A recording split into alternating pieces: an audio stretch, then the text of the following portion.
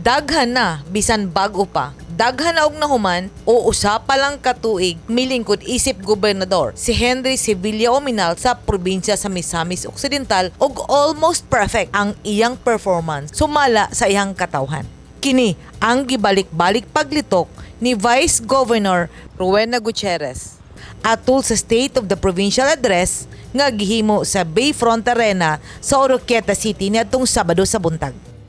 Our heartfelt gratitude to you both. Daghan kayong salamat.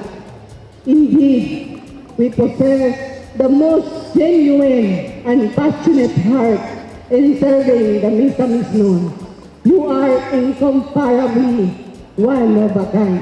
Your message earlier captured the present state of our province, and you carried us into your vision of what Misamis Occidental will be in the days to come. God, we believe in your vision. All of us here, as your partner in public service, we continually commit to your support and tirelessly work hand in hand with you for the realization of a better Misamis Occidental. Walay puwas ang pagdaig sa iyang katawhan tungod sa mga kalambuan nga gitunol sa gobernador sa mga Misamis-Noon. Sumala kang 2nd District Congressman Sancho Fernando Waminal. It's a very strong 10 for me because we have not witnessed this kind of growth and development before in the province.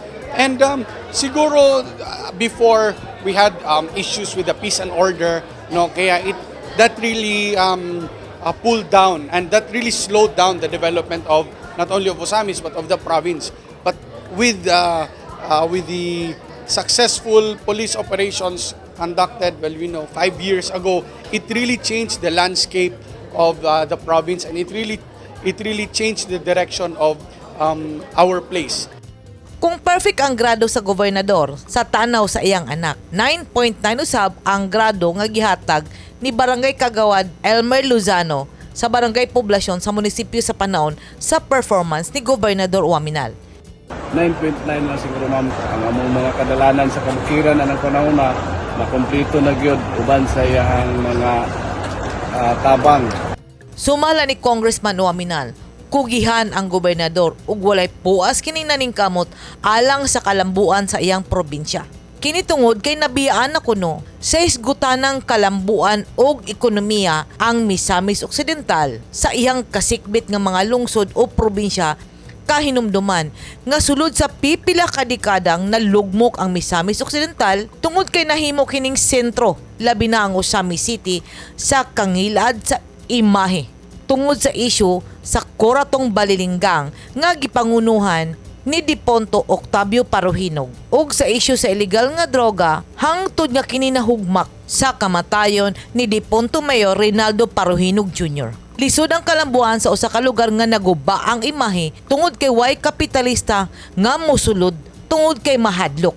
Apan sumala ni Congressman Ando Waminal ilang gipaningkamutan nga matunol sa katawan sa tibok probinsya ang tinuod nga kalambuan ug tiunay nga panerbisyo.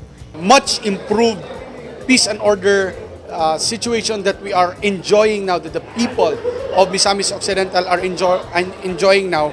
So mas mabilis yung pag-achieve ng province ng growth, ng development, ng progress, ng asenso.